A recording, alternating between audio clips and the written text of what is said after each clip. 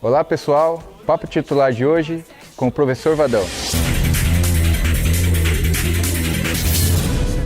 Hoje, treinador da seleção feminina, professor. Como que é essa experiência? Tudo bem?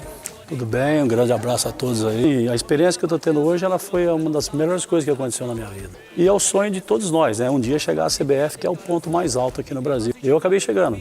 Então eu acho que foi muito gratificante para mim, está sendo uma experiência maravilhosa. Eu jamais imaginei que eu pudesse disputar um Mundial, uma Olimpíada, um Pan-Americano. E eu já disputei o Mundial, já disputei o Pan, fomos até medalhista de ouro e agora temos a chance da Olimpíada. E como que é assim o dia a dia? Como que foi quando você chegou com ela? Eu acho que toda vez que vem alguém do masculino, né, que não por ser homem, mas que vem do futebol masculino, o fato de vir do masculino cria uma expectativa um pouco maior. E era exatamente isso que o presidente queria. Queria que fosse uma pessoa diferente, vindo de uma outra forma, com uma outra visão, e que as coisas acontecessem muito profissionalmente. Meu primeiro contato foi na época da Copa do Mundo, a gente teve que fazer uma viagem para jogar com a França e 2 jogos na Nova Zelândia.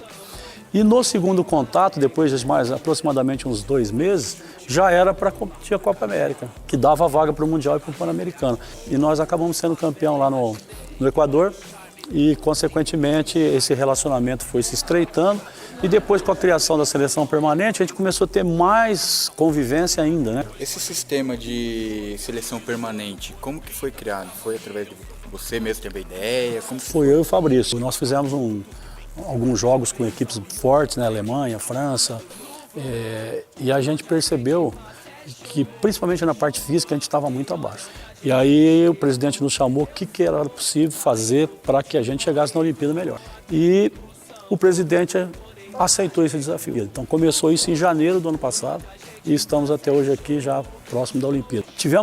Sofremos algumas críticas, inclusive, do próprio pessoal do futebol feminino, porque a gente tirou as meninas dos clubes, né, as melhores jogadoras, né? E isso criou uma certa indisposição, né? Uma certa indisposição que a gente entende, compreende, logicamente. Mas mesmo as pessoas que nos criticaram, nenhuma delas deu uma ideia melhor do que a seleção permanente. Então, na verdade, embora elas tenham reclamado um pouco no início, elas também concordaram, porque nós não tínhamos a curto prazo. Nós pensamos em várias formas. A única forma que a gente tinha mais certeza era a seleção permanente. Hoje já tem um número maior das atletas causando interesse dos clubes fora. Eu acho que foi a própria evolução do trabalho, porque a gente evoluiu muito o ano anterior. A gente evoluiu demais. A gente saiu do Mundial desclassificado, mas a gente jogou muito bem. Até então a gente tinha 100% de aproveitamento, 3 jogos, 3 vitórias. E aí nós fomos eliminados pela Austrália. A gente jogou melhor, a gente controlou as ações, demos bola na trave, tudo, e a bola não entrou. E aí o adversário acabou achando um gol já no final do jogo e o tempo de recuperação era quase que muito pequeno. E aí em seguida era o Pan-Americano, aí a gente jogou o Pan com 5 jogos, 5 vitórias. E isso chamou muita atenção das outras equipes dos outros países.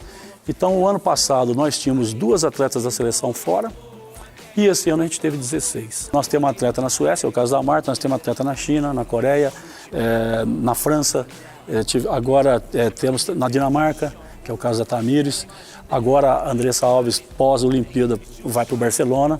Então, isso tudo também são experiências adquiridas que na hora de somar também vale.